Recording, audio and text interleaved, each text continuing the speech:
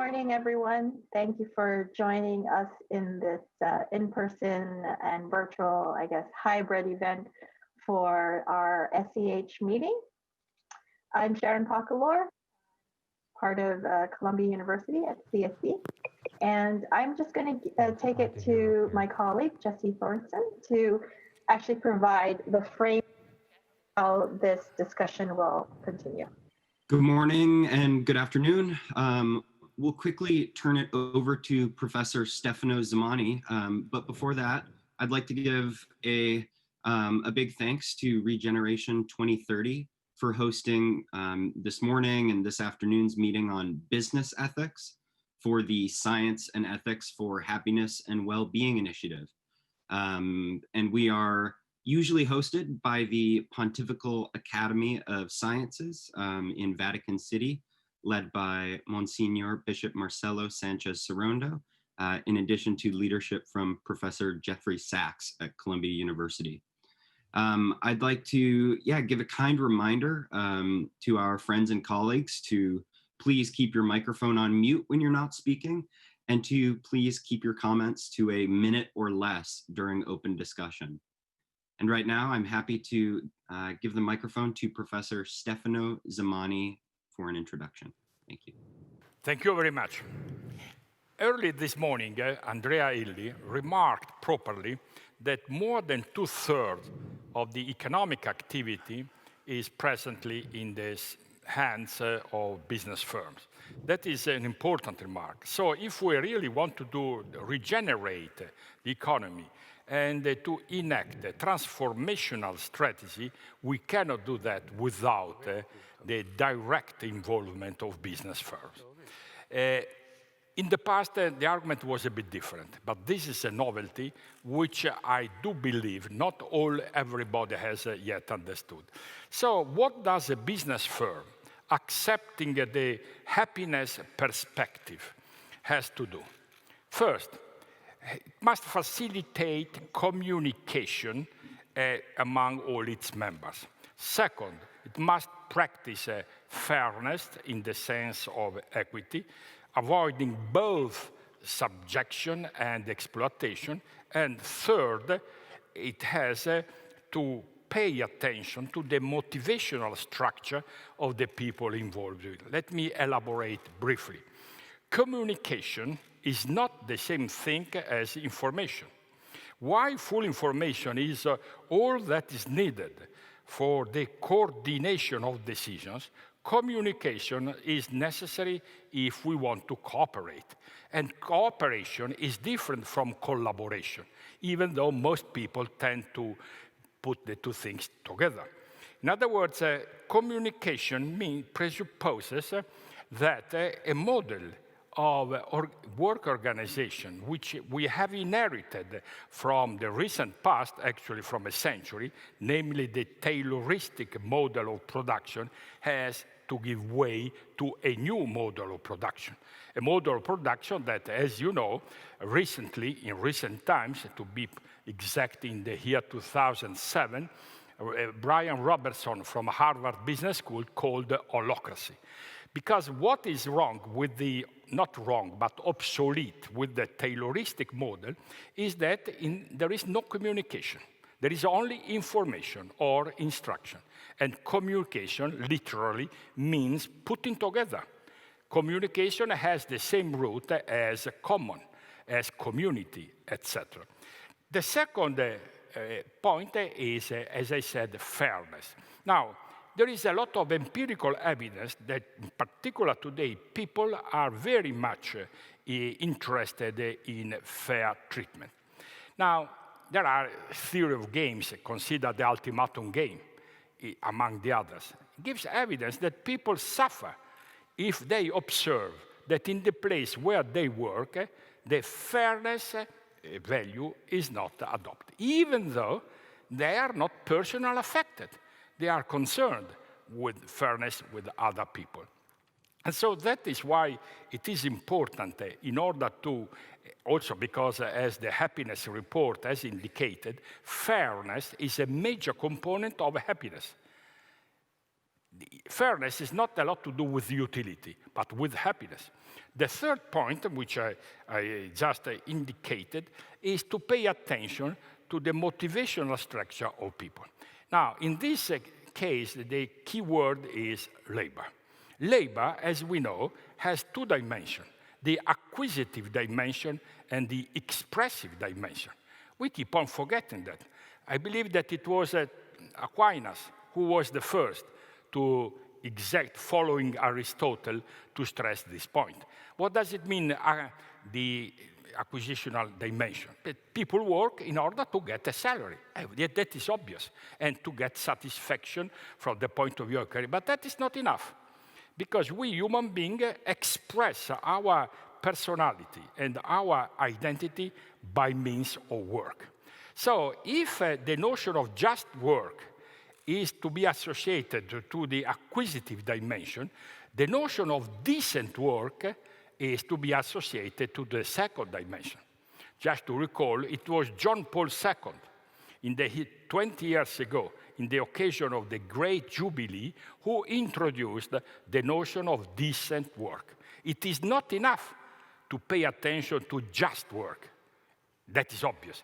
But when a work is decent, when does not humiliate the person, is decent if, by means of my work, I can flourish, another word which in the Greek language is rendered with eudaimonic.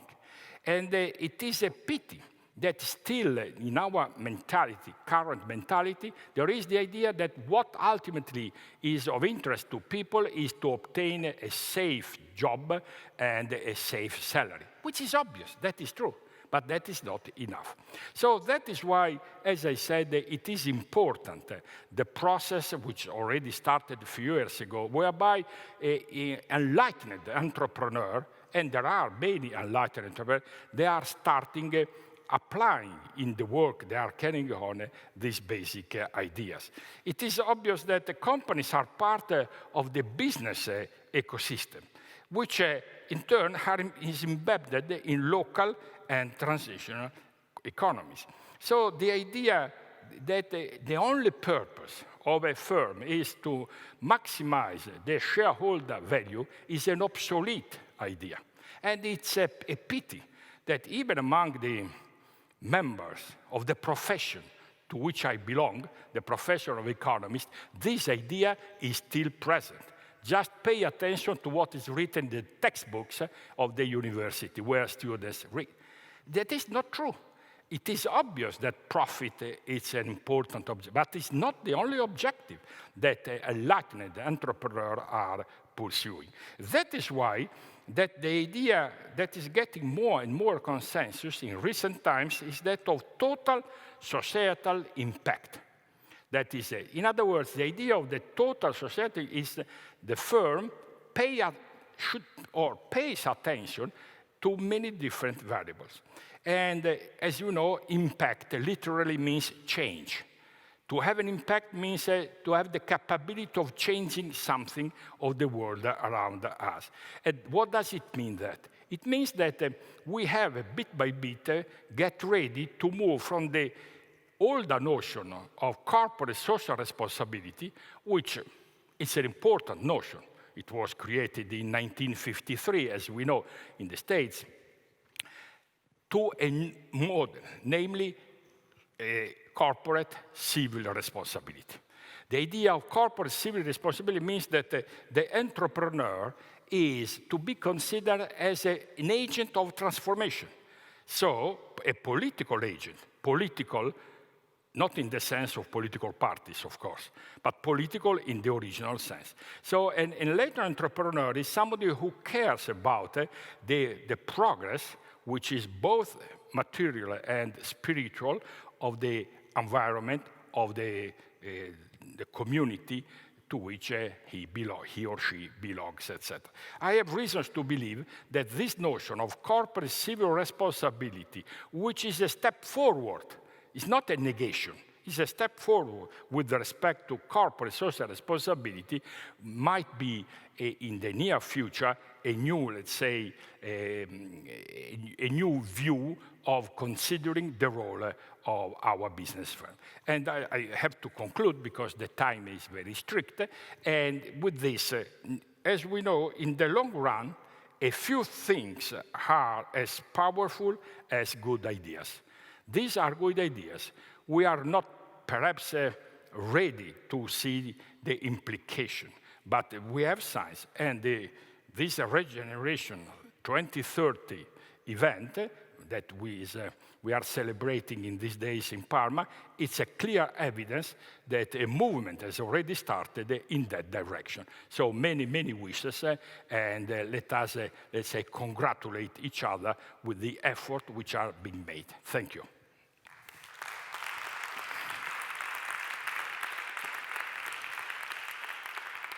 Thank you very much, Professor Zamagni. Now on to Professor Jeffrey Sachs. Great, thank you so much.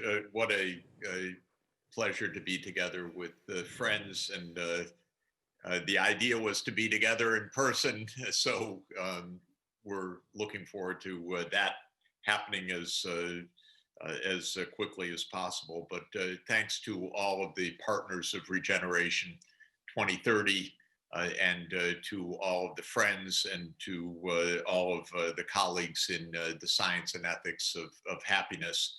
Let me follow very briefly the words of Stefano just now about the evolving doctrines that we need for the responsibility of business.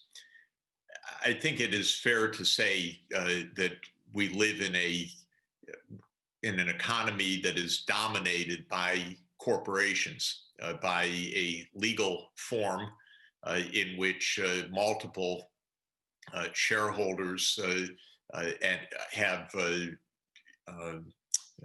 ownership of shares of the major enterprises of the economy.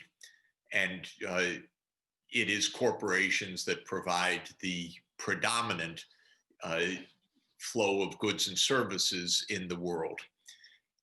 The problem is that we don't have an ethics of corporate behavior that is developed, systematic, or readily available from our religious traditions or other wisdom traditions, because in the formative times of Christianity or Judaism or Islam, the corporate form was not even existent in any modern sense. And business, to the extent that all of our traditions talk of business virtues, was mainly on an individual basis. So honesty in business, forthrightness, transparency, and so forth are clearly doctrines of the faiths and philosophy, but the behavior of large organizations, other than the state or the polis in Greek philosophy, is not properly covered in either our received philosophy or our religious traditions. The corporate form itself is, though ancient in heritage, in modern economic terms, really about 500 years old. It started in its modern age with the birth of global capitalism at the time of the voyages of conquest of Columbus and Vasco da Gama and those that followed, and quickly followed after that the modern corporate form of the Dutch East Indies Company and the English East India Company. And those shareholder companies started us on a new path of economic formation. for the first 300 years or so, most of these corporations, which were still a small part of the economic life of society, were royal charters or government charters, very special enterprises that had special chartered monopoly rights. In the 19th century, the corporate form became a generalized commercial form in Britain, in the United States, in the countries that would come to dominate the world economy. And the multinational company became increasingly the dominant form of economic organization, especially in the 20th century. And now we live in a world dominated by multinational corporations, and yet we lack an adequate ethos and an adequate legal framework for the operation of these companies according to principles of well-being and of sustainable development. So Regeneration 2030 is, of course, part of an intensive global reconsideration of the responsibility of business, especially in its modern multinational and corporate form. The corporation is a complex institutional framework in general because there are multiple shareholders. There is a board of directors that have responsibilities of overseeing the company, and the company has pervasive effects on society in the products that it produces, in the ways that it employs its staff, in the ways that it produces the goods and services, in its relations with government, and in its relations with other companies in global supply chains. And what is absolutely clear is that the current structure of the world corporate multinational system does not lead to the outcomes of well-being and environmental sustainability and social trust that we aspire to. So there are profound gaps between our hopes for sustainable development, social justice, fraternal economy, and the realities. And the question that faces us in concept is how to realign corporate purpose, framework, legal and regulatory environment, and ethos with the objectives that are the fundamental objectives: the thriving of society, as Stefano just said, the eudaimonia, as Socrates, Plato, and Aristotle would have called it, the well-being or blessedness, as Jesus would call it, with the behavior of a modern economy. Now, there are, just as there are many forms of economic life, there are actually many forms of corporate life, and therefore it's easy to oversimplify or overgeneralize the problem. But speaking from the United States for a moment, because the US remains the largest single corporate globalized economy in the world with huge effects on the entire world, the idea of the corporation in the US is that the corporation is to operate on behalf of its shareholders, a doctrine called shareholder primacy. And this is embedded not just in practice, but in law. Most of our major corporations are incorporated in the state of Delaware. And the law of the state of Delaware says that the board of directors of the corporation is to operate on behalf of the shareholders. And famously, the late economist Milton Friedman, 50 years ago this year, made a famous brief intervention that said companies cannot have social responsibility because the responsibility of the board is not their individual tastes or preferences, it is the wealth of their shareholders. And so shareholder primacy was reflected in that, but it's also reflected in law, in the interpretations of the main states of incorporation of US companies. In Europe, it's rather different because even in European company law, the multiple responsibilities of businesses to stakeholders, to workers, to communities, to society is recognized within the company law itself. And within particular legal structures, such as the crucial and wonderful sponsors of Regeneration 2030, the B Corporation, that is a special kind of incorporation, also in US state law, though not very widely used yet, that says that corporations are incorporated under a special charter called a public benefit corporation that explicitly recognizes that the board of directors is to operate the company not solely for the shareholders or not with shareholder primacy, as we say legally, but rather on behalf of multiple stakeholders. We are needing to sort out these issues, both from an ethical point of view and from a legal and regulatory point of view. There are many different viewpoints, just to say.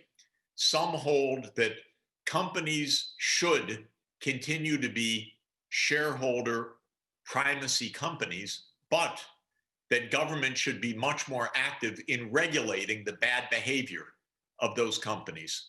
So that idea says, let companies maximize profit or shareholder value, but let governments set laws to stop pollution or to stop other illegal practices. That is the regulatory approach. One big problem with it, incidentally, is that corporations are the main lobbyists in our society, so government cannot be seen as separate from the companies. The companies determine politics to a large extent.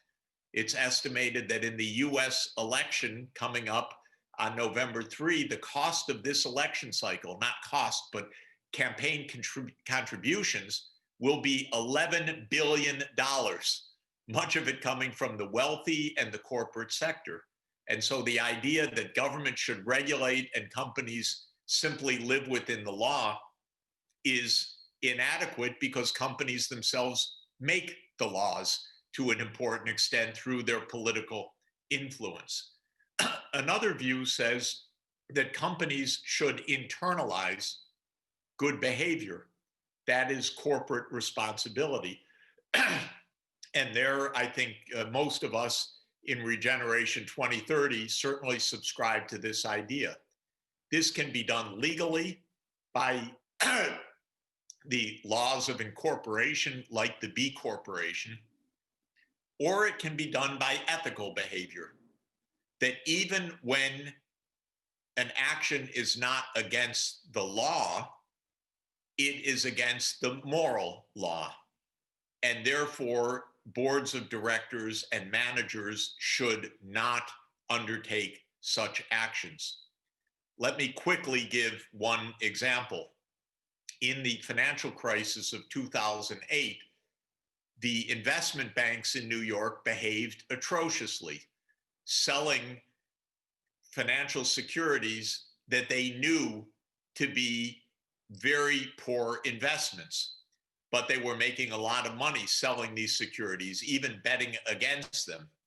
And in one notorious case, Goldman Sachs, which is not my part of the Sachs family, I want to emphasize, we have never found any connection, but Goldman Sachs sold knowingly a portfolio of mortgage securities to a German bank that failed almost immediately, and the bank investors lost $1 billion on the transaction.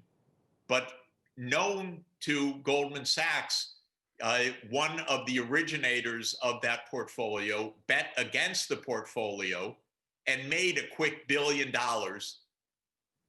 paired with the loss of the German investor. So it was a crooked operation. And the director of Goldman Sachs said, well, those investors are big boys. We don't have an obligation to tell them. They should have figured this out. Goldman ended up paying a fine of $600 million, but never acknowledged wrongdoing. It's called a no contest settlement because they didn't acknowledge wrongdoing. And the private investor that made the $1 billion never had to give back a penny of it. In my view, he's a crook, but under US law, he just walked away with the $1 billion. Incidentally, he gave $400 million later on to Harvard University to name the engineering school after himself. It's called the John Paulson School of Engineering. I wrote to the president of Harvard suggesting that they name it the IKB Bank School of Engineering because it was actually Germans who paid for it, not Mr. Paulson, who stole $1 billion as far as I'm concerned. But I never got a letter back from the president of Harvard. But my point is that this kind of behavior is viewed as acceptable if you can get away with it. And companies do many terrible things that actually clearly are within the law as the law is right now.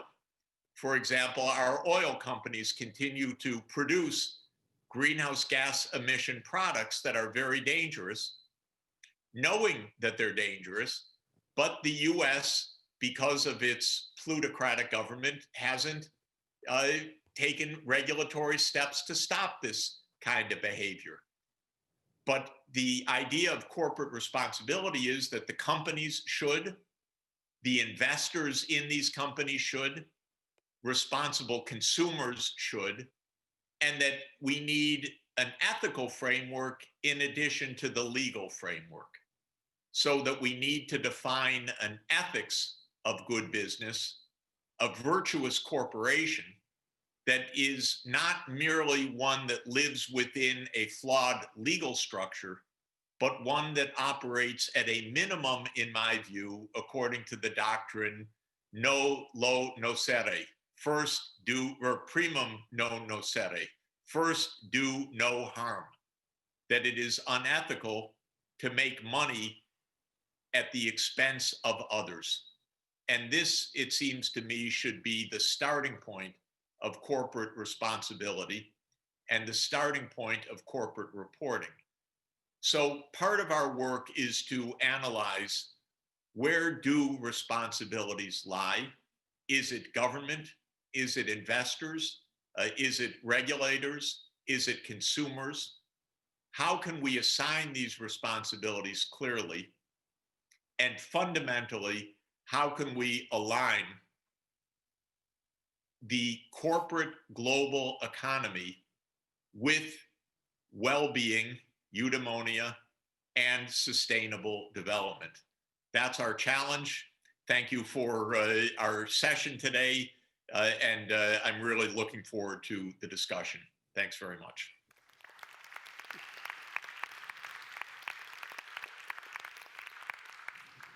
Thank you very much, Professor Sachs. Now on to 10 minutes of remarks from Monsignor Bishop Marcelo Sánchez Sorondo. Thank you. I want to make hello to all people to be here and also in the different countries. I see some my connational from Argentina, Gustavo, and I make hello special to the minister, and of course to Jeffrey Sachs, and to the other people that I see here that already knows these meetings and follow with great interest. So my speech is very complicated because one can ask, but what is the idea to put together the gospel, in the end, the gospel of the Beatitudes, or the happiness, to the idea of happiness? But really, it's an idea very present in the tradition of the church, especially is made by Thomas Aquinas, that understand that the ethic of the Greeks, in concretely the ethic of the eudaimonia that say Jeff, is just the same, very parallel with the Beatitudes that are the new message of Christ. St. Augustine say that the new message of Christ is synthesized in the Beatitudes, in the happiness. And because Christ understands that the will, the intention of the people is to be happy. The nature, our nature, is to be happy, is to arrive to be satisfaction, I say Stefano, and in all our potentiality, in all our desire. So,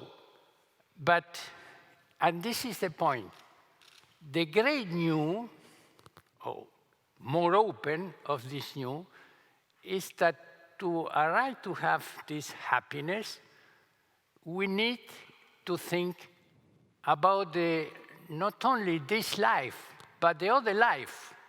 And this is the great new of the message of Christ, that this, in the end, he say, this desire of happiness, we can obtain completely in the other life. And we need to aspire to have a really will of this other life. And today, especially, we study the Beatitude of the poor of heart. And this is very important because, and look, this is a very opportune message, because in the society today, we arrive to an exaggeration contrary to the exaggeration maybe that we have in the medieval time, where God is present in all things. We today not have any idea, also in this crisis that we have, we don't have any idea to be open to the transcendence. I don't hear in the newspaper, in the dialogue of the people, any reference to God, any reference that God can help us to find solution of this crisis, and because God exists, and God is provident, and the providence of God is to really try to be happy to the people. So, but we need to have contact with God. And this contact with God is especially by prayer. And I was very, very touched because our academician, we have last week a very important session, plenary session of the Academy of Sciences.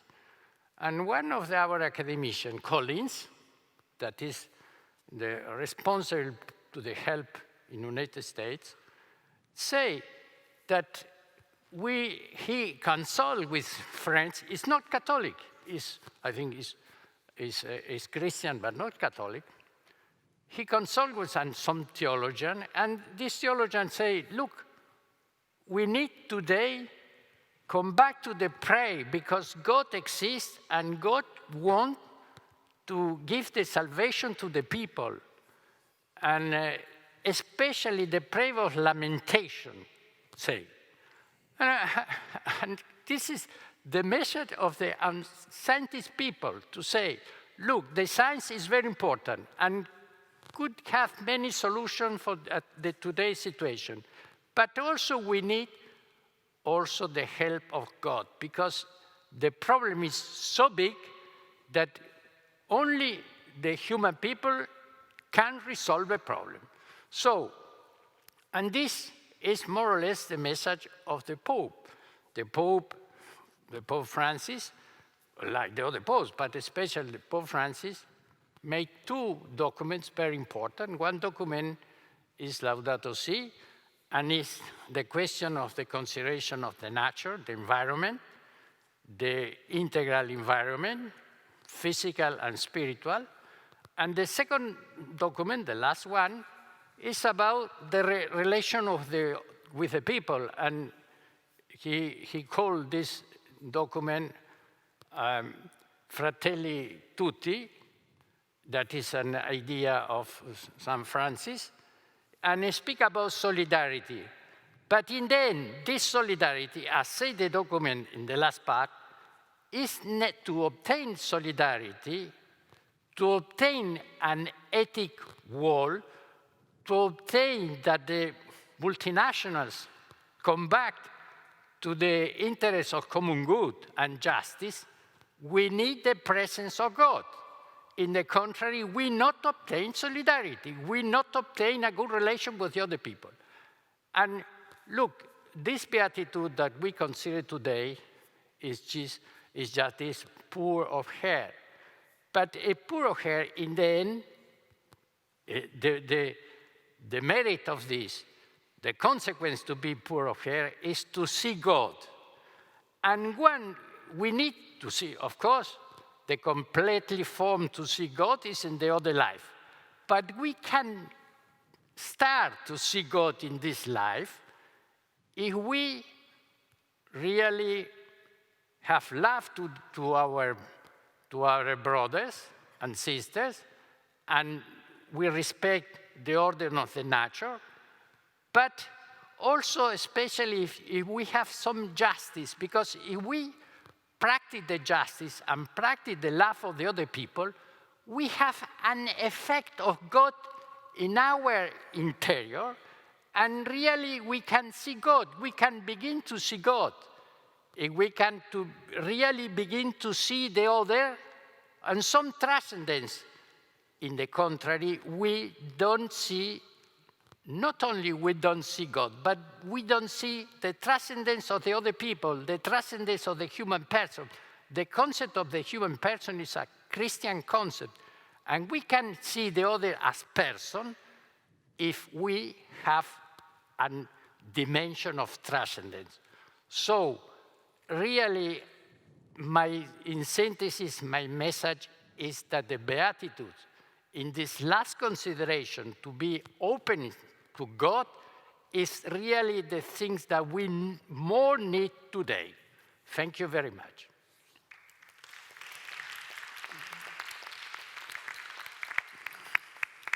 Thank you very much, Monsignor. Now I'll pass the reins over to Professor Mary Hirschfeld, who is going to moderate, unfortunately, only a brief 10-minute open discussion on religious approaches to and philosophy of business ethics. Thank you, Professor Hirschfeld. It's obviously a rather large subject for us to canvass in 10 minutes.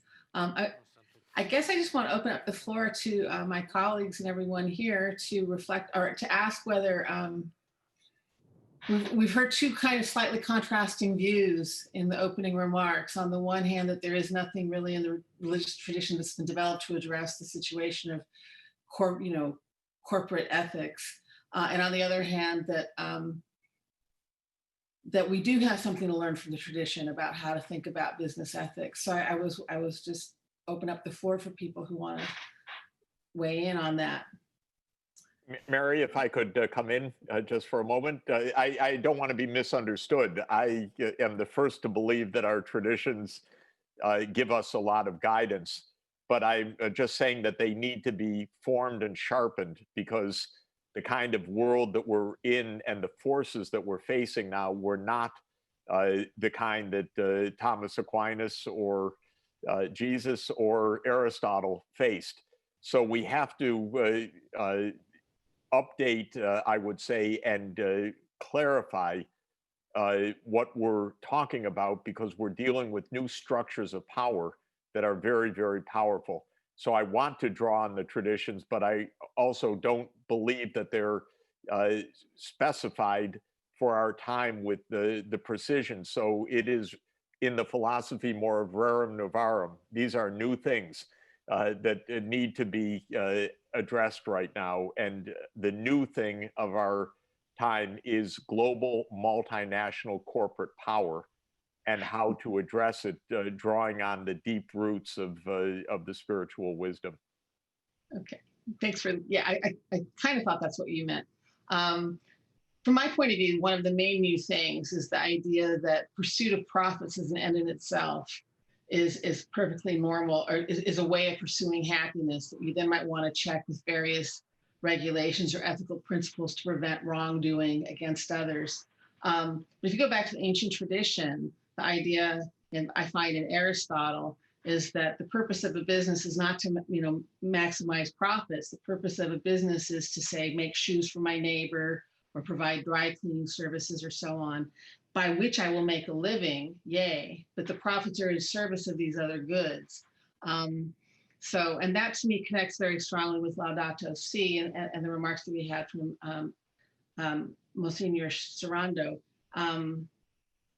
that once we lose our understanding that our ultimate, our infinite desire is found in God, satisfied in God, it can sneak into a pursuit of money as sort of an ersatz simulacrum of God.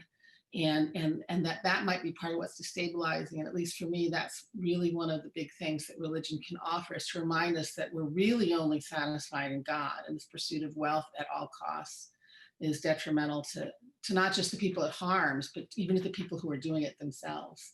But I'm just moderating. So does anybody have anything to say?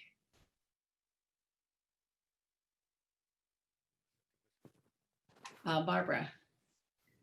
Yeah, I think a key piece here is about that abstraction that we get when we go from, doing business in your community, neighbor, or shoes for your neighbor kind of thing, to the abstraction of the corporation. Because what the psychology shows us is that these feelings of universal connection with others, that we are no better or worse than somebody else, or that we're universally connected, which is, in the spiritual traditions, those emerge naturally from positive human connections. That the more people share positive emotions with one another, we found that increases their spirituality in the form of feeling universally connected, feeling no better than others in terms of humility. And so part of what we need to engineer is to bring the humanness to the corporations in ways that don't just take an abstraction and give it legal rights, So when you understand, in addition to from scripture and tradition, where these ideas of humility and fairness and universal transcendence comes in, we understand how they emerge from human interaction, we can perhaps create more widespread ways to seed that. And Barbara, I think it's really an excellent point, and also very much related to corporate culture, because the human side in corporations is actually cultivated of the corporate culture and much of that often is you're connecting in a human way if your company's making money and it's successful. And so it becomes, in social psychological terms, really a very difficult problem, in that people do have those emotions, but the emotions are vested in the success of the company, defined in a financial way. and rather than in the connectedness way of we're making a good product, we're doing something that's helpful for the world, and so on. And so there's it's contested, but I think it's accurate, good evidence that the corporate culture in the financial sector is particularly pernicious, because it's so easy to have a metric, which is how much money is the company making, not whether it's doing good. But that human side is there, but in a perverse way, and not in the connected way of the company serving humanity, but rather you serving the company. And that just amplifies this problem, actually. It makes people go along with what they would never do on an individual ethical basis, but they do it as part of a corporate behavior. Yeah, what I think is useful, especially useful in what you said, is that our attraction to easy metrics. It's what made psychology not study emotions for a long time, but then we started to figure out, yeah, we can put metrics on this. It's not as easy as counting coins, but it's possible.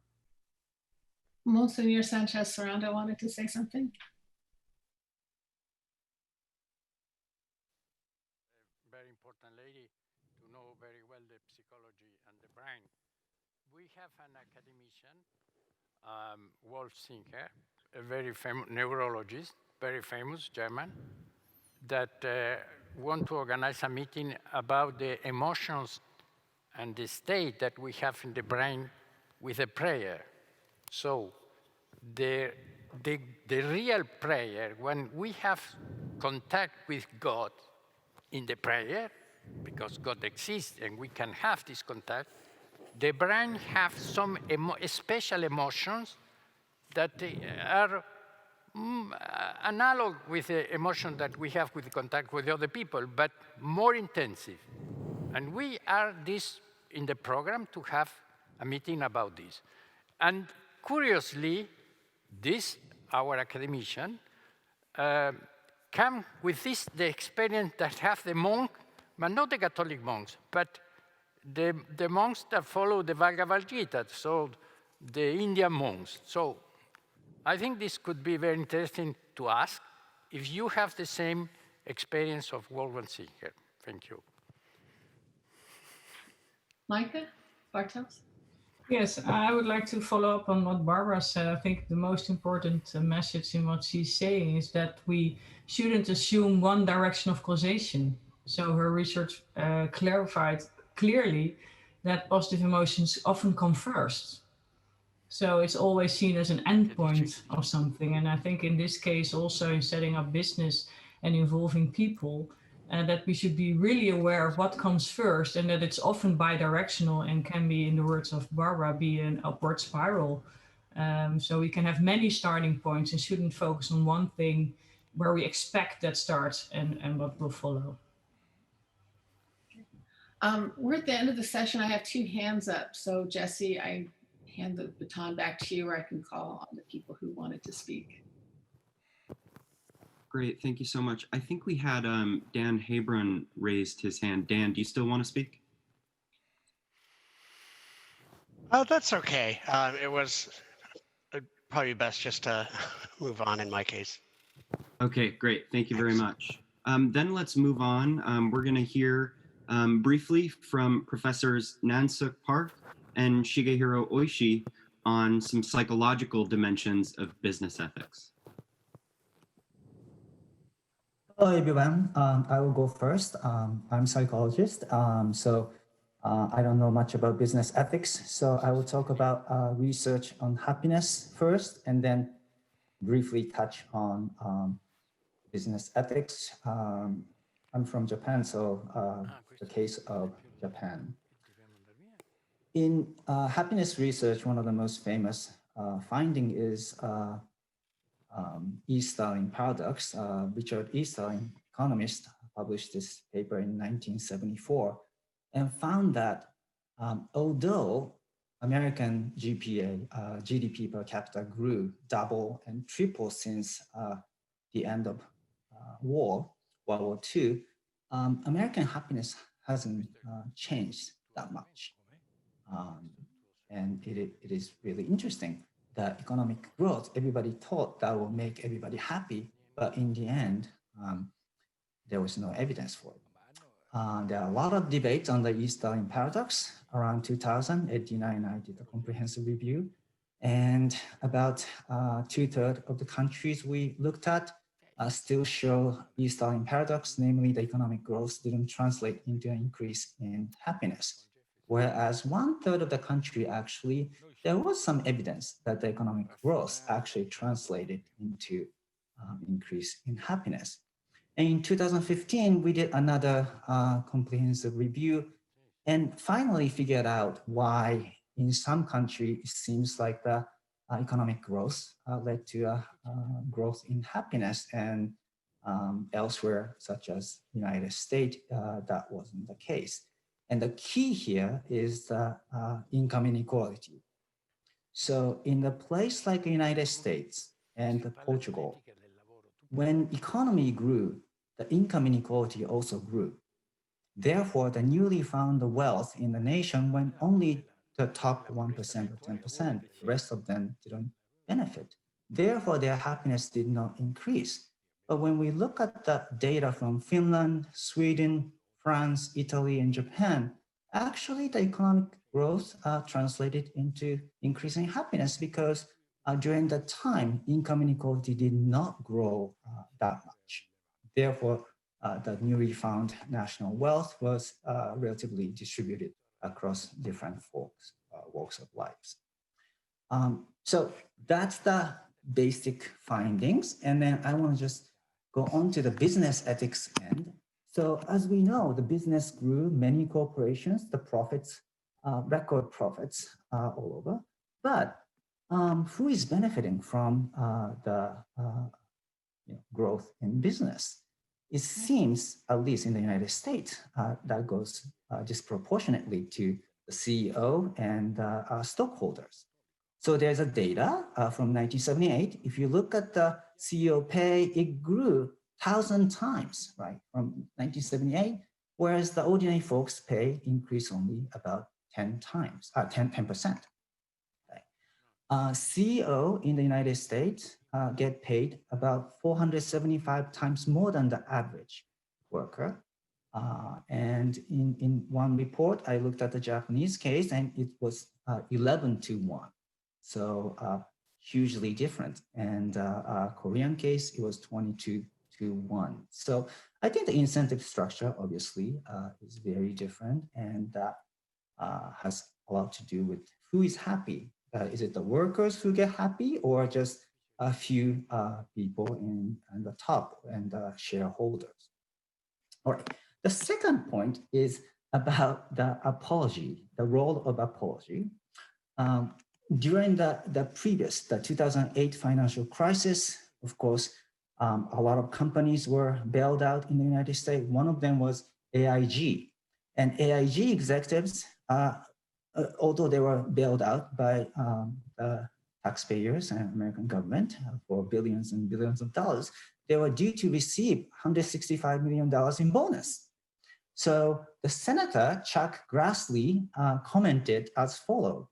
The AIG executives, should follow the Japanese example and come before the American people and take the deep bow and say, I'm sorry, and then either do one of two things, resign or commit a suicide. And to be sure, I'm not recommending committing a suicide, this case, but the first case, take a deep bow and apologize and resign, I think is a good business ethics. So thank you.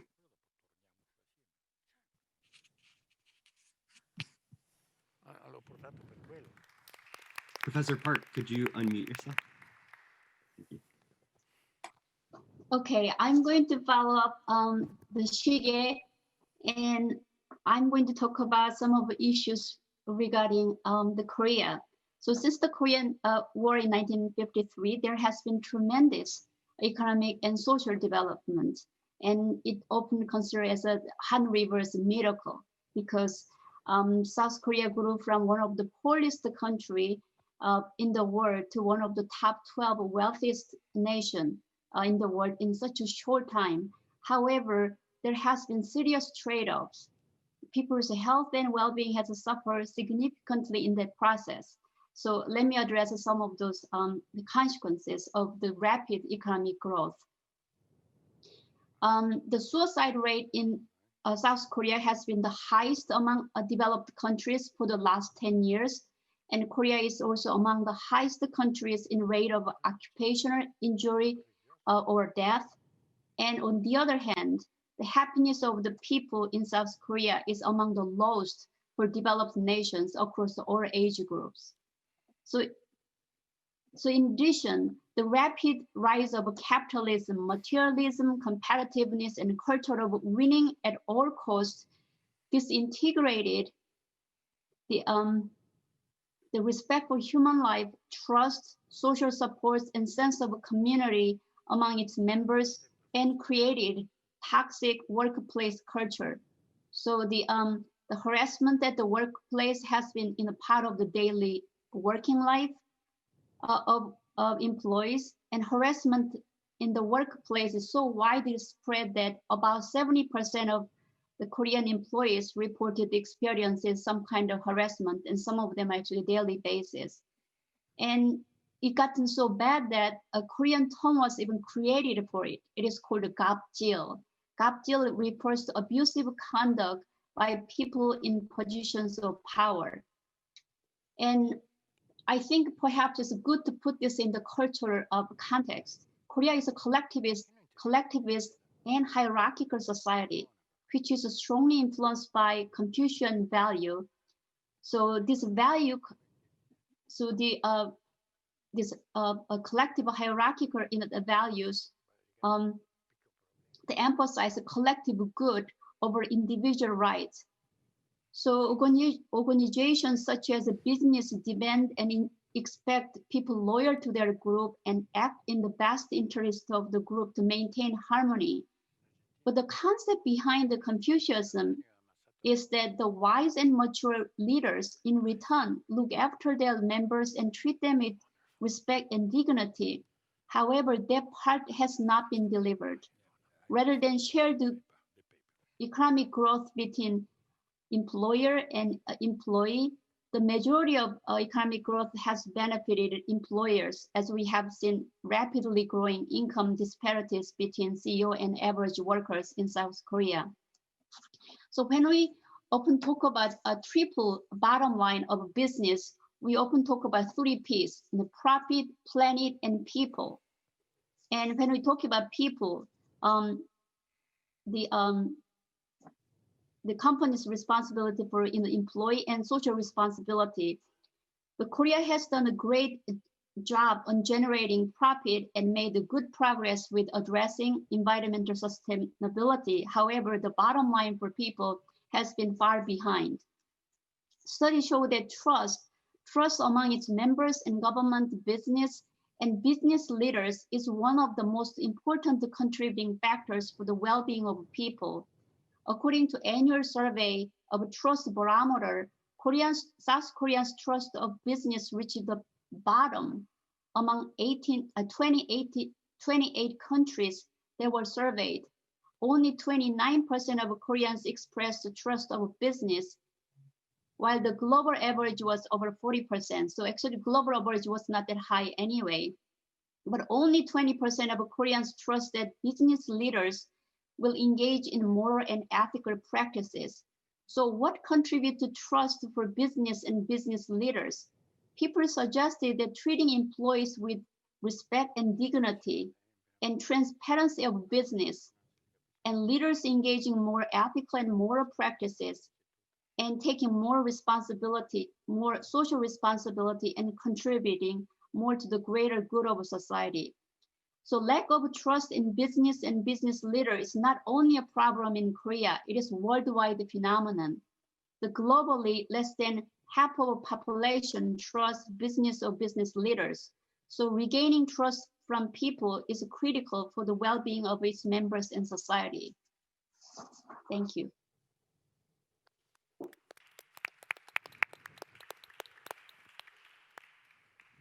Thank you, Professor Park and Professor Oishi. Now I'll give the reins to Professor Barb Fredrickson, who will moderate 10 minutes of discussion. Thank you very much.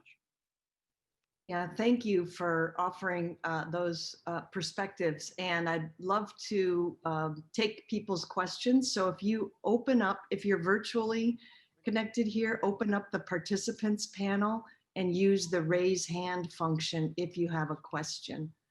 One of the things that I think, one of the ideas that I think threads through what we've heard this morning is that we need to be thinking about human virtues, not as abstractions, but as, or as individual achievements, but as relational virtues. You know, the idea of trust and apologies building trust, showing respect for workers. So I would like to just put that out there as a question. What is it that we can do to help people and business leaders especially begin to see relational virtues as a necessary lens through which to make decisions? Okay, and I have Christoph Engel. Thank you. I have a question for Shigehiro Oishi. I find your results intriguing, and I wonder whether you could say a bit more about potential interpretations. Is the key relative income, not absolute income, or is it even more a reference income that is socially defined and to which you feel entitled, and you feel unhappy because what you have in your pocket seems to be less than you feel you have a right to get? That's a great question. So initially, Sterling was talking about social comparison as a reason why the economic growth doesn't translate into a population increase in happiness, because the relative ranking is essentially sort of staying the same. That as everybody make more money, you're making a little bit more money, but still relatively less than somebody else. And so I think that that was the explanation, but that wasn't always the case, as we can see in other countries. In terms of our findings, the key, of course, the relative income is important, absolute income is important, but the most important part was the sense of fairness. During the time of great inequality, people's perception of fairness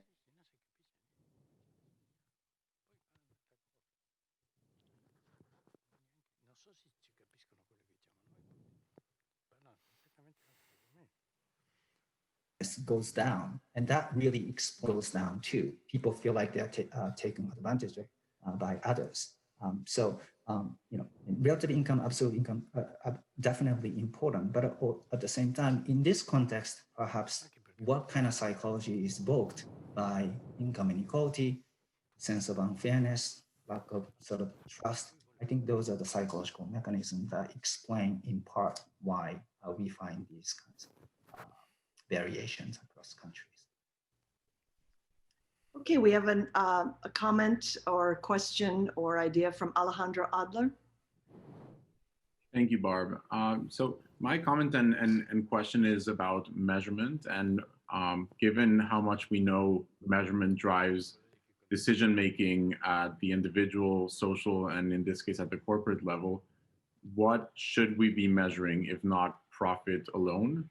And if we are to go beyond profit maximization and shareholder value maximization, especially what do the psychological sciences tell us that can incentivize individuals, groups, and corporations to care about others and the planet and beyond profit? And this is for Shige, for Nansook, and Barb, and anybody else who has insights on this.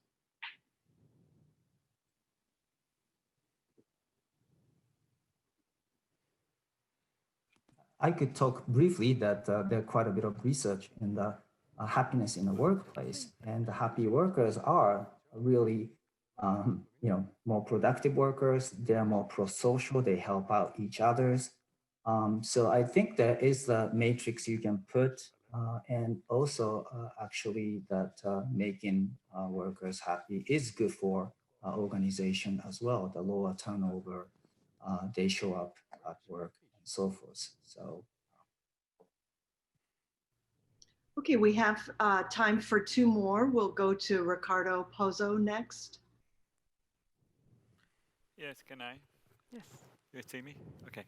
Well, I wanted to remember that we are talking about the sixth beatitude, which means to be pure at heart. And this is not an obstacle to happiness, is how do we want to figure out our happiness. And there are two ways. One has been mentioned by Professor Sachs. He says it's about social psychology. We react. How do we react? We react in as far as we have a great deal of internal conversation, which is called reflection. And then Bishop Sánchez Sorondo said, well, in the dimension of prayer, the internal conversation is something more. It's something that gives a goal where we want to come. And this is meditation, this is prayer. So if we consider that Aristotle's theory of happiness, the predict of the mountain, and the sustainable development goals talk about the same thing, we have to work together and react. And reflection and meditation is the first thing to do.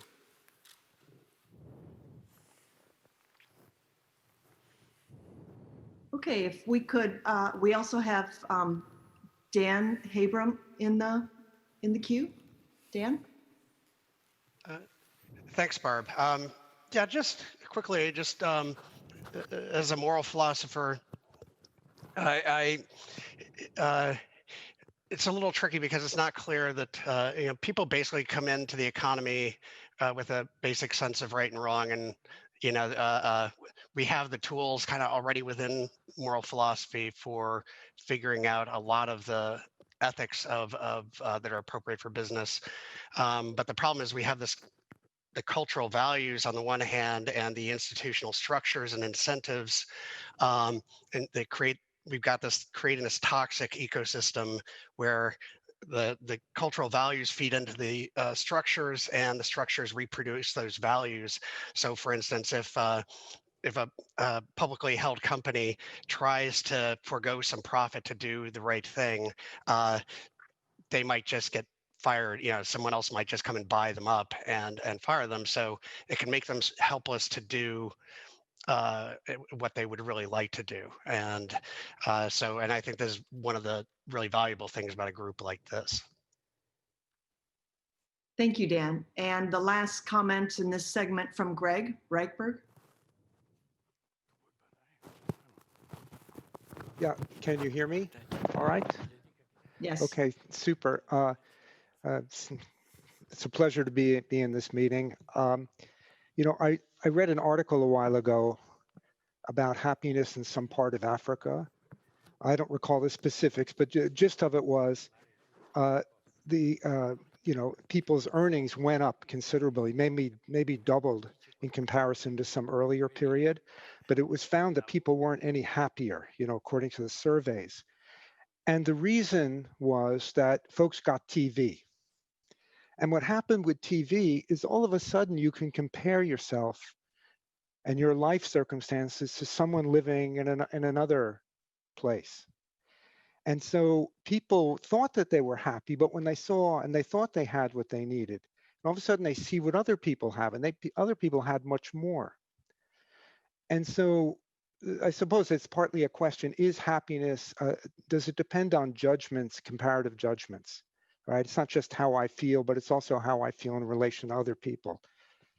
And I think this is important when it comes to our thinking about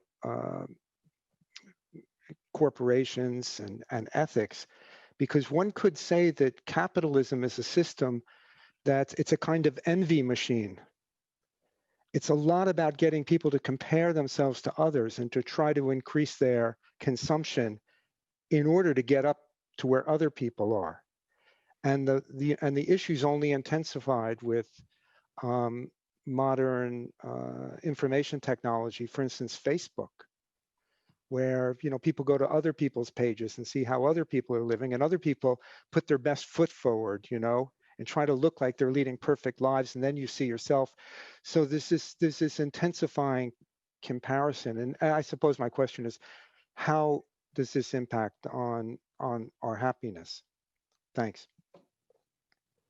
Oh, I know we're very short on time, so I'm going to just pop into the chat a link to my colleague's book, The Broken Ladder, Keith Payne, who has done a lot of work on this income inequality and how entrenched that is. But Jesse, I'm going to come back to you. Oops. Okay, thank you very much, Professor. Jesse? Yeah, please. I just wanted to respond to Greg just quickly, if I could. I do want to emphasize that there is a lot of good reason to believe and a lot of evidence to believe that economic development, in its basic sense of material progress, is beneficial, especially for the poor.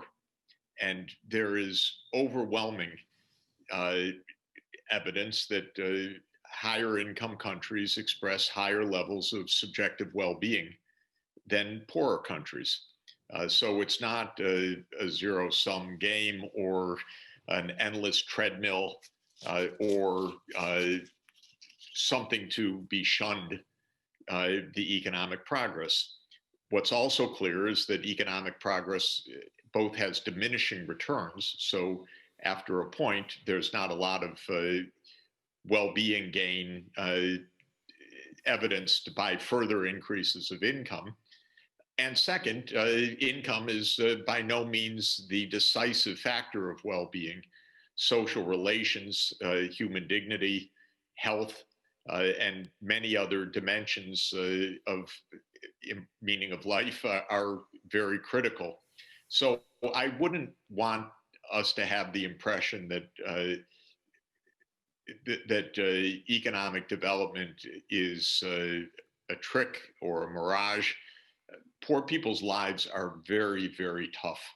And I don't begrudge someone, and I think it's wrong to think that having them have a television or phone or other things that would be regarded as basic in our lives in rich countries is somehow frivolous. It isn't. It makes a huge difference. And the evidence is overwhelming. Each year when we put out the World Happiness Report, the countries at the bottom of the list are the poorest countries in the world. And the countries at the top of the list are among the richest countries in the world, not ranked by income alone, ranked by a combination of high income, social equality, strong social trust, good public health, and other factors. It is a multidimensional fact. And I would go back to Aristotle, who, of course, was in the midst of exactly this debate. Is it all a matter of relative income? Do material goods matter? Aristotle was ever the pragmatist, in my view. And he said, of course, you need a level of well-being in order even to be able to have the contemplative life, in order to be able to have access. Indeed, Aristotle lived in a society of slaves that made it possible for rich, free people to be good citizens in the polis. But he was very much aware that material progress was real and significant. And I don't want us to lose sight on that. I think it's very important that, and especially today, people are struggling with the most basic deprivations, and but not in the rich world. And the rich world is the beneficiary of major technologies that are not just a matter of relative comparisons, but huge improvements of well-being, longevity, health, access to information, ability to savor knowledge, time to contemplate, leisure from backbreaking work. And those are all parts of real material progress. Thank you, Jeff. I think Professor Stefano Zamagni would like to give a brief comment. Thank you. just as an addendum to what Jeffrey just said a few minutes ago, I have a quote from an article published a long time ago, exactly in 1986, by the Ratzinger. At that time, he was a simple cardinal before becoming Pope. The title of the article is Market Economy and Ethics. I quote 3 lines. I quote, "A morality that believes itself able to dispense with technical knowledge of economic principles is not morality, but moralism. A scientific approach that believes itself capable of managing without an ethos misunderstands the reality of man. Therefore, it is not scientific. Today, we need a maximum of specialized economic understanding, but also a maximum of ethics, so that specialized economic understanding may enter the service of the right goals," unquote. Now, it's remarkable that these words were published in 1986, at the time when the topic we are discussing today were not entered into the public debate. What is my interpretation of this piece of work? As we know from philosophy of science, there is a famous thesis which is called the thesis of the double hermeneutic. The thesis says the following: in the realm of social sciences, in this case, economic theories on the behavior of people modify the behavior of people. Are not like in natural sciences, where, let's say, astronomic or physical theories can be right or wrong, but irrespective of that, they do not modify the reality. In the social sciences, not like that. So there is a specific responsibility in the generation of new knowledge. It's not true that economic knowledge, as well as social knowledge in general, is neutral. Because if we make people believe in certain things, at the end of the day, those people will behave exactly in that way. That was the point that the present Pope, even in the last encyclica of last week, he keeps on reminding us. So that is why the Pontifical Academy of Social Sciences is endeavoring in stressing this point, to produce more thinking thought. We have perhaps too much calculating thought, and that in itself is not bad. But that tremendous increase in calculating thought occurred at the expenses of thinking thought. And that is perhaps one of the reasons why we are suffering today many problems. And that is why it would be important to establish a sort of an alliance between the world of entrepreneurs in general and those institutions such as the academy and many other institutions. Because until recently, the understanding was that business firms, they need only calculating thought, which is okay, which is important, but that is not enough. And that is perhaps, this could be one of the, let's say, major implication of this event today and tomorrow. Thank you. Thank you very much, Professor Zamagni. Now I'd like to pass the mic to Ms. Giovanna Usvardi from the Chiesi group. Thank you. Thank you. Your Eminence, dear professors, dear colleagues, it's a great honor to be with you today to share our experience, the experience of a B Corp in dealing with business and ethics. I'm very proud to work for a company who didn't wait events such COVID-19 to reflect on its role within the society, trying to be as close as possible to what one could call an ethical business. Our core mission is to provide excellent health care to our patients and to improve the quality of human lives.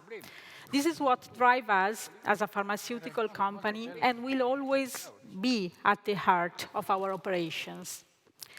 Today, the world is facing challenges that require new behaviors, new practices, and new mindsets in order to shape smart and new human solutions.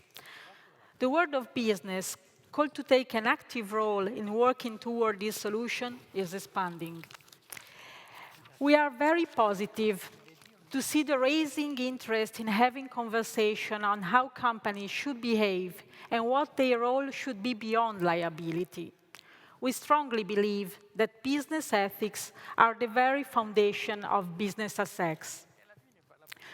We are conscious that there is a cultural shift taking place, moving the economy away from the old shareholder capitalism interpretation, where generating profit for the shareholder is at the core, toward a stakeholder capitalism able to cultivate prosperity for all, from people to planet. In current time, we consider that being an ethical business means taking stock of this. As human, we are moving from the short-sighted and profit-focused system toward a renewed and more human economic and social paradigm. At Chiesi, we fully embrace this crucial and ambitious perspective. We are innately experimental. We design, innovate, and create new solutions. As a group, we have always applied our responsibility through the products we make, the process we set up, the value chain we manage, and the company culture we shape. And in 2018, we made the choice to become a benefit corporation, and in 2019, we have chosen a double-purpose model for enterprise, one that pursues a financial target as well as advancement of society in favor of all stakeholders, for people, communities, and environment.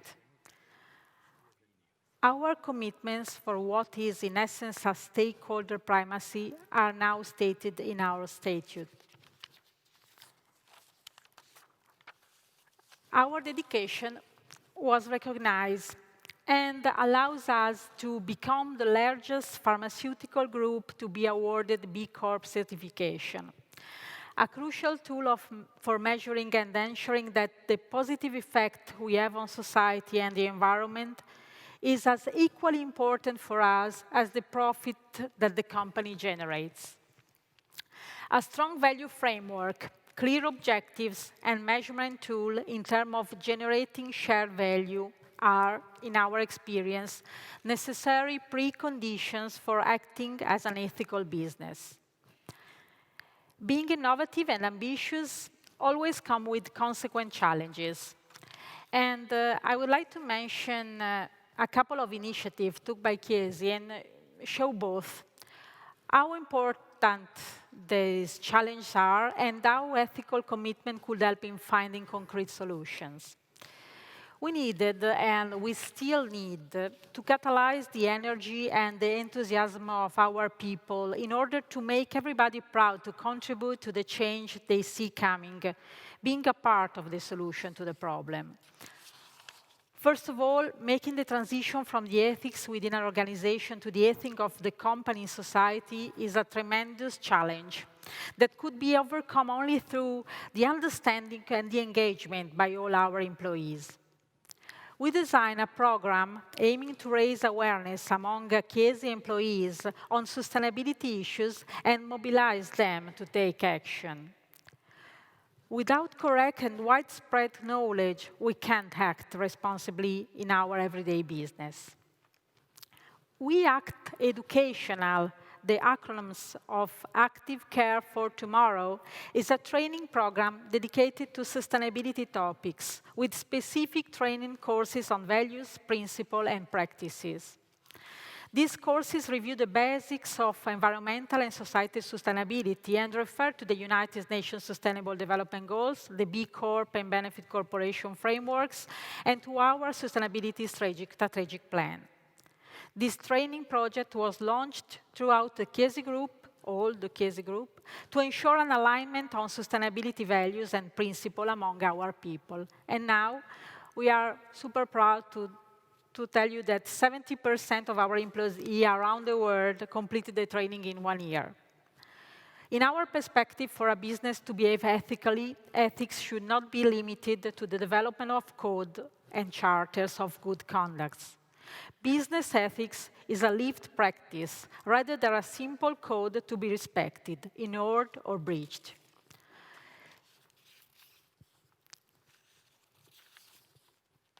Our feeling is that businesses around the globe are more and more feeling the urgency to move toward an ethical business model. We are confident that we could see a different future emerge very soon.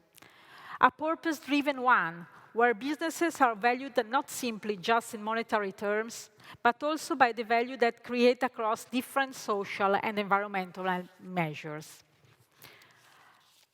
I personally think that the take-home from this discussion as business representative is that we can do more, as always. In particular, we need to speak up, and we need to unlock the change. I hope that these few words help to understand how we operate, always trying to be as much as we can as loyal as possible to our way of implementing an ethical way of doing business. Thank you.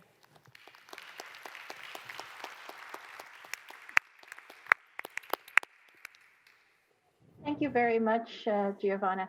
I know that there are some audio technical issues, but so we'll try our very best to speak slowly if that helps the audience. We're so happy that Giovanna was able to give us Chiesi's case study and how to be an ethical business.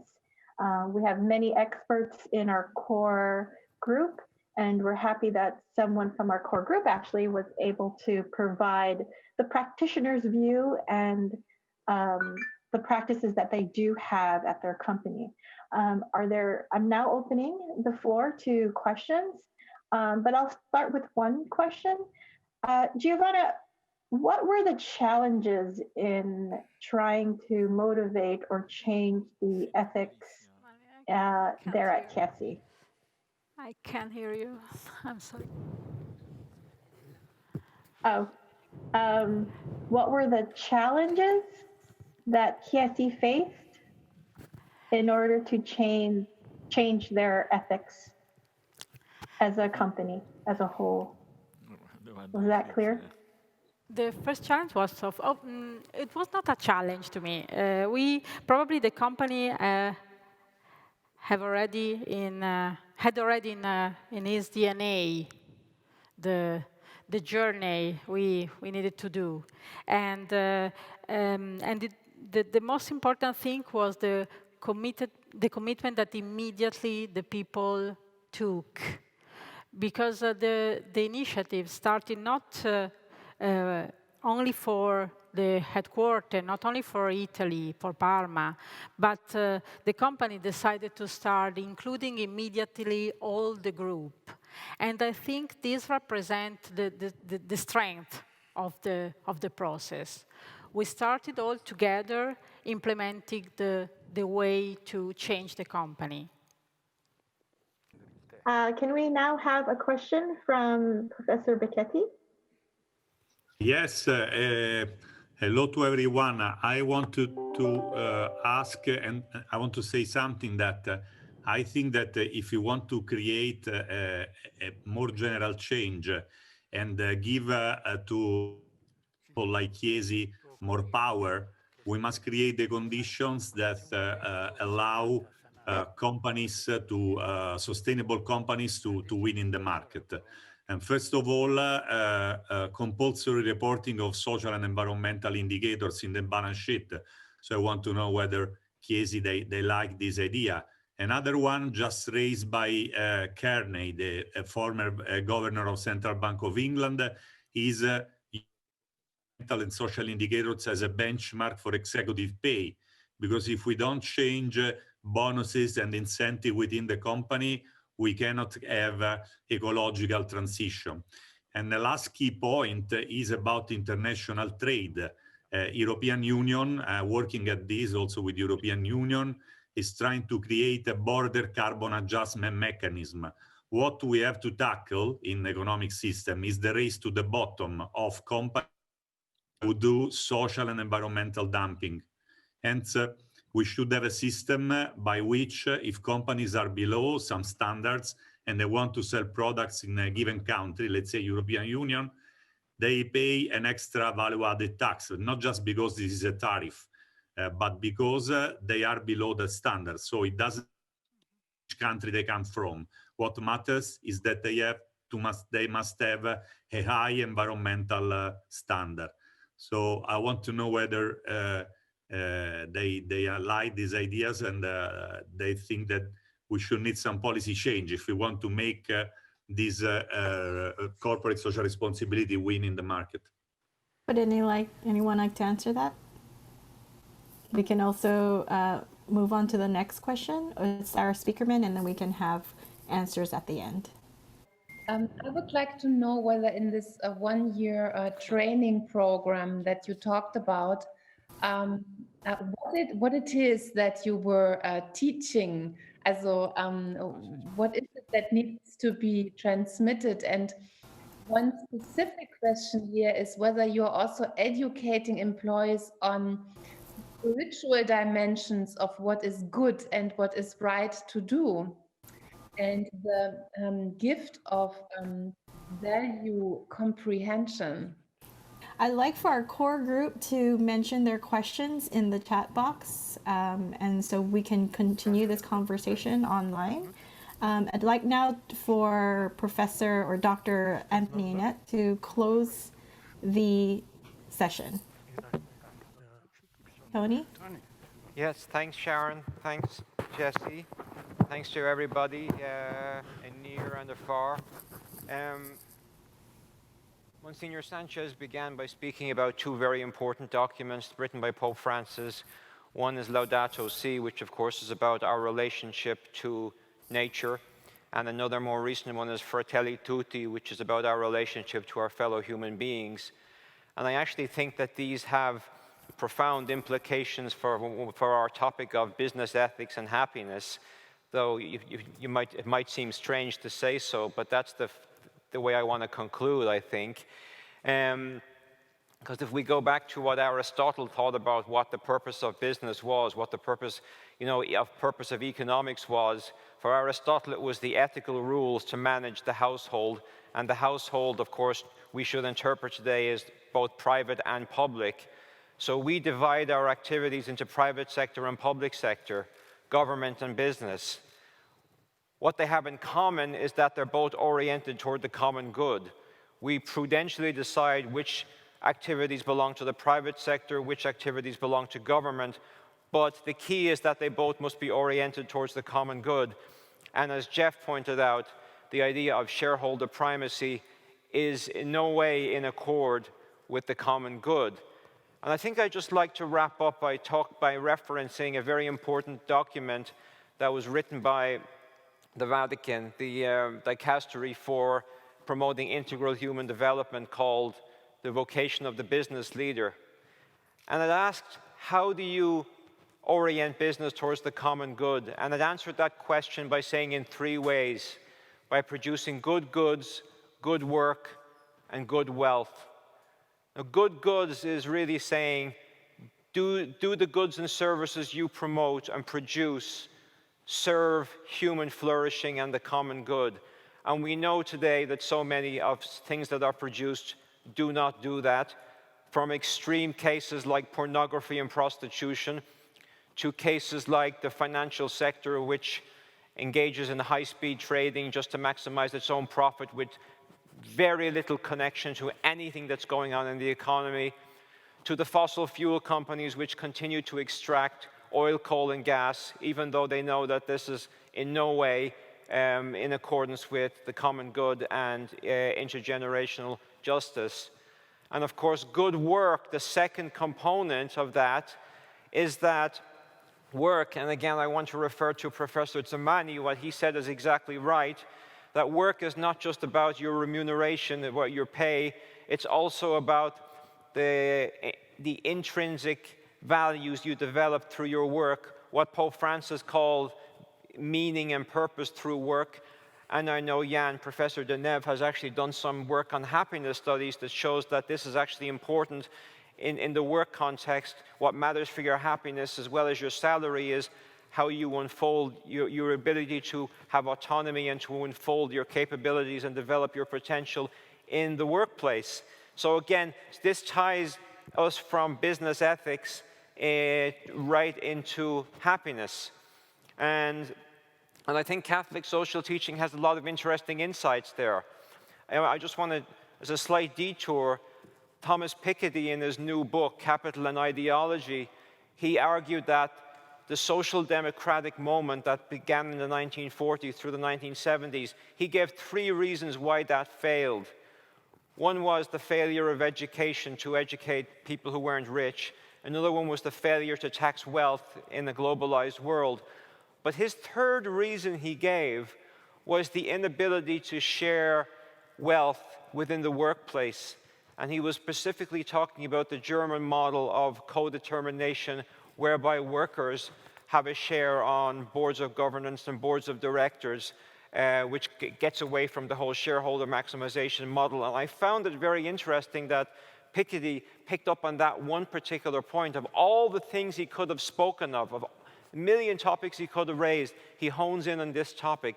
And Catholic social teaching from Pope Leo XIII onwards have actually stressed this point, that work is a vocation and workers should be able to exercise autonomy and share in what Pope John Paul called the great workbench. So I've talked about good goods and good work. The final one is good wealth, and that is producing wealth in a just way and distributing it in a just way and producing it sustainably.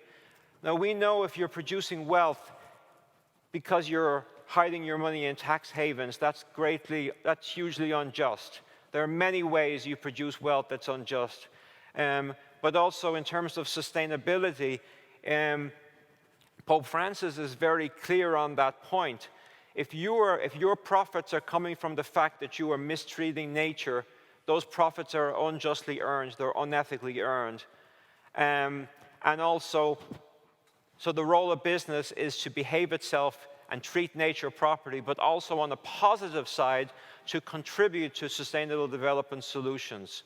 So I would say that if business acts in accord with the common good, not only will we human beings be more in accord with our human nature and hence happier, but society in a whole will be in a much better position. So I think we're running over time, so I'll stop there. Thank you very much.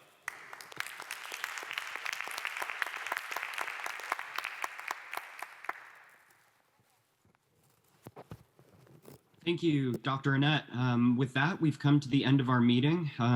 Jeff, would you care to close with any quick words?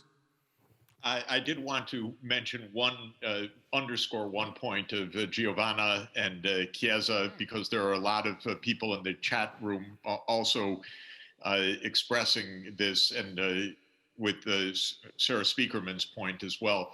One of the fascinating things we heard just now was about education, the role of training within the workplace for what is good, what is a good workplace, and what is a good business. And I do think that one of our constant themes that we return to, and most of us are academics in our group, is the power of education to help underpin moral cultivation.